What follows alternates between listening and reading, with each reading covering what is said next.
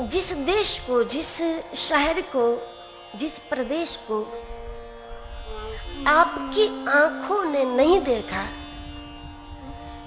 इसका मतलब ये तो नहीं कि उसका अस्तित्व नहीं है।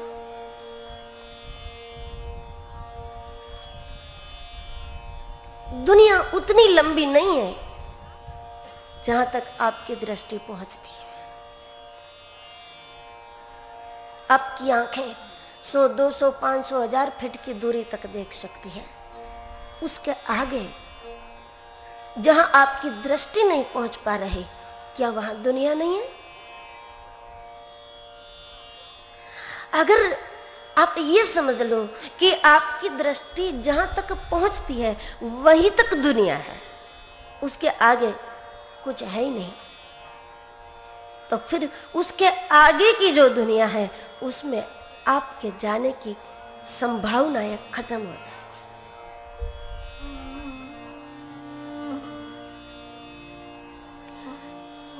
शायद मुंबई आपने नहीं देखा, दिल्ली आपने नहीं देखा, अयोध्या, काशी आपने नहीं देखा, अमेरिका आपने नहीं देखा, लेकिन आप यही कह दो कि है ही नहीं।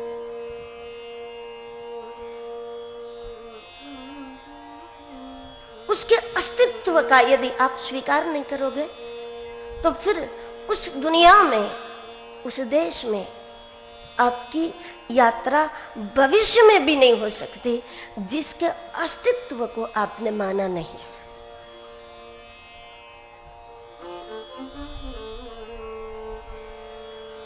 तो अस्तित्व के प्रति आस्था जो है वही तो है जो जीवात्मा को अस्तित्व में विलीन करा देता है।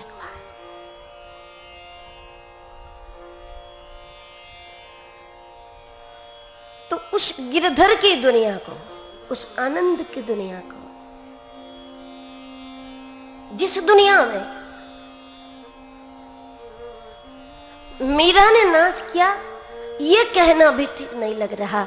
वो ऐसी दुनिया है उसमें जिसका प्रवेश हो जाएगा वो मीरा ही बन जाएगा। उसमें क्या मीरा ही नाच कर सकती है? उसमें क्या राधा ही नाच कर सकती है? उसमें क्या गोपियों का ही प्रवेश होता है? नहीं, जिसका प्रवेश हो गया वो मीरा।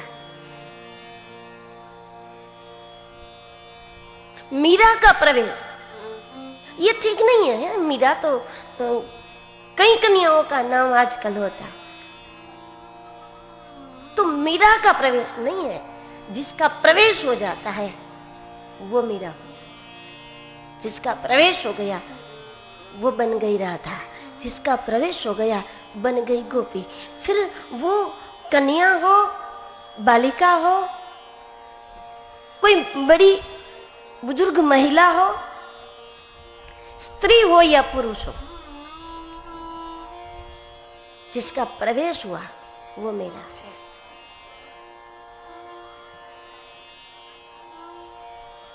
लेकिन आपके मन का उस जगत में प्रवेश हो, इसके लिए स्वीकार करना पड़ेगा कि कोई ऐसी दुनिया है संतों की, मस्तों की, महापुरुषों की, फकीरों की, अवधूतों की, परमहंसों की, अलमस्तों की ये दुनिया है, दीवानों की ये दुनिया है। यह प्रेमियों की नगरी, यहां प्रेम ही है पूजा। वो ऐसी भूमिका है कि जहां आपको कुछ नहीं करना पड़ता, वहां सब होता है, वहां सब हो जाता है। करना वहां कुछ भी नहीं, वो ऐसी दशा है।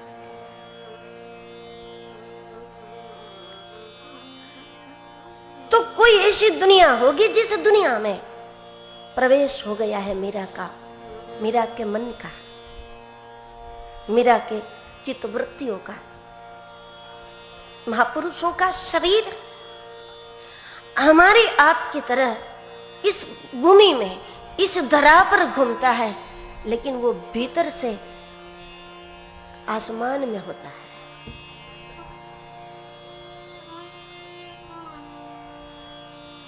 उनकी भीतरी दशा वो होती है कि वो पृथ्वी पर नहीं होता। विहार होता है उनका आसमान में, विचरण होता है उसका गगन, ताकि तो तभी तो वो जिस चीज को छू ले उस चीज से उसका नुकसान नहीं होता, जिस चीज को पी ले उस चीज से उसका नुकसान नहीं होता। क्योंकि टकराव जो है, टकराव से चोट होती है, लेकिन टकराव उसका होता है जो इस पृथ्वी पर घूमे। यहां से घर तक जाओ और बिल्कुल आप मोड़ न लो तो क्या होगा, कहीं ना कहीं टकराओगे। जितनी गली है छोटी छोटी छोटी, उसमें आपको मोड़ना होगा। यदि मोड़ते नहीं तो क्या हो, टकराओगे, टकराओगे तो फिर चोट होगी। तो पृथ्वी पर जो है, जो देहाभिमान में है, जो शरीर के सुख को सुख, दुख को दुख, शरीर के मान को मान, अपमान को अपमान, शारीरिक लाभ को लाभ, हानि को हानि समझ रहे हैं, जो इससे मुक्त नहीं हुए, ऐसे लोग टकराते रहते हैं। जिसका गगन में विहार है, ऐसे महापुरुष टकराने पर भी उसका नुकसान नहीं होता।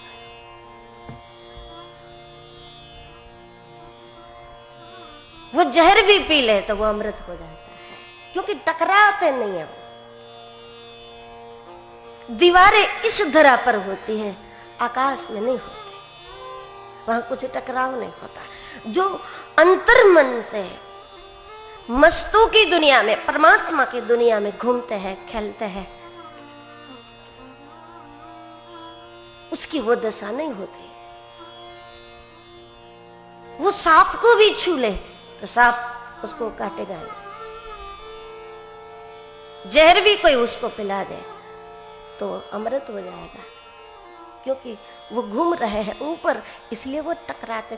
तो वो दुनिया है, मतलब ये मानना होगा। पहली बात तो ये है कि हम इन 9 दिनों में इतना मानने के लिए भी तैयार हो गए तो यह कथा सफल हो जाएगी कि कोई दुनिया है प्रभु प्रेमियों की, जो हमसे काफी अनोखी है, हमसे दूर है, अनूठी है, अद्भुत है, अतिशय सुंदर है और इससे कई गुनी है।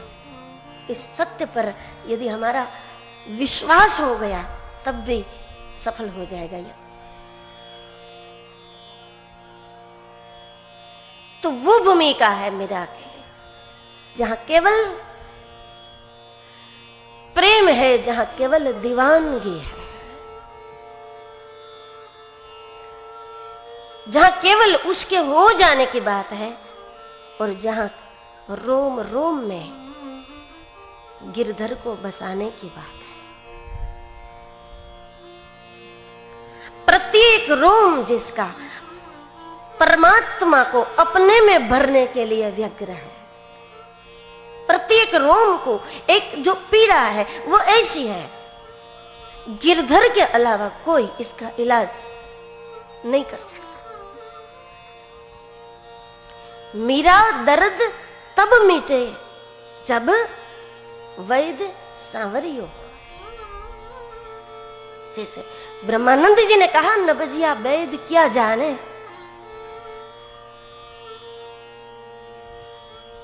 इसका इलाज गिरधर कर सकता है।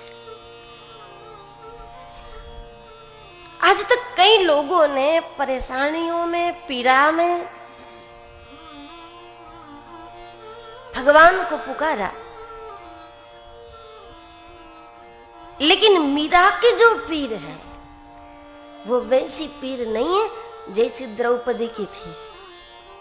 मीरा के मन में जो पीर है वो पीर नहीं है जो गजेंद्र को थी। जब वस्त्र खींचते थे द्रौपदी के और भगवान को याद किया तो भगवान ने जाकर के उसकी लाज बचा ली। मृत्यु के समय पर गजेंद्र दुखी था, हाथी दुखी था और पुकार लगा दी, भगवान ने जाकर के उसको उससे छुड़ा लिया। मीरा के दर्द का कारण यह नहीं है कि उसकी चुनरी कोई खींच रहा है, उसकी साड़ी कोई खींच रहा है, क्योंकि मीरा को मालूम ही नहीं उसने क्या पहना है।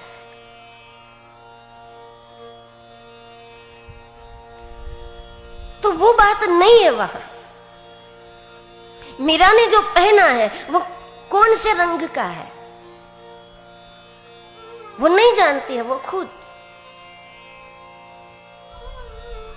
समर्पण में कोई रंग नहीं होता। आप याद रखें, समर्पित व्यक्ति का कोई रंग नहीं होता। प्रभु प्रेमियों का कोई निश्चित रंग नहीं होता। योगी पहनते हैं रंगे कपड़े, वियोगी का तो हृदय कफन है। जिसका हृदय कफन हो चुका है, उसने जो कुछ ओढ़ा है वो तो उसको कफन समझते हैं।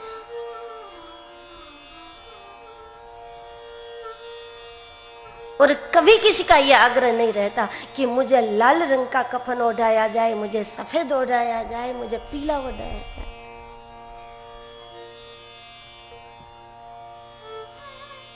क्योंकि जीवित व्यक्ति पर कफन नहीं ओढ़ाया जाता, और जिस पर ओढ़ाया जाता है वो जीवित नहीं होता। फिर उसकी क्या चाह, फिर उसकी क्या पसंद कि कौन सा रंग उस पर डाला है। कोई अंतिम सांस ले रहा हो, उससे पूछो कि तुम्हारी इच्छा कौन से रंग का कफन ओढ़ने की है, तो रंग में उसकी कोई रुचि नहीं है। जो मर रहा है, जो मर रहा है, उसकी रंग में कोई रुचि नहीं है। तो मीरा का भीतर तो मर चुका है, उसकी रंग में कोई प्रीति नहीं हो सकती। रंग से उसकी कोई दोस्ती नहीं।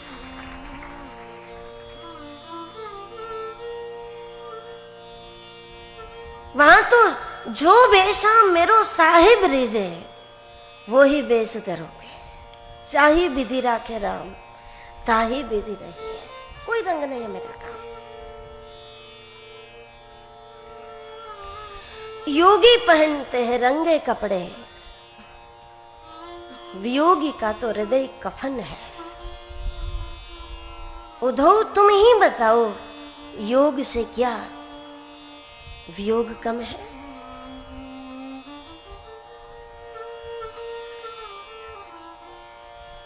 तो प्रभु प्रेमियों की ये जो दुनिया है, मीरा की पीर वो नहीं है जो द्रौपदी की थी।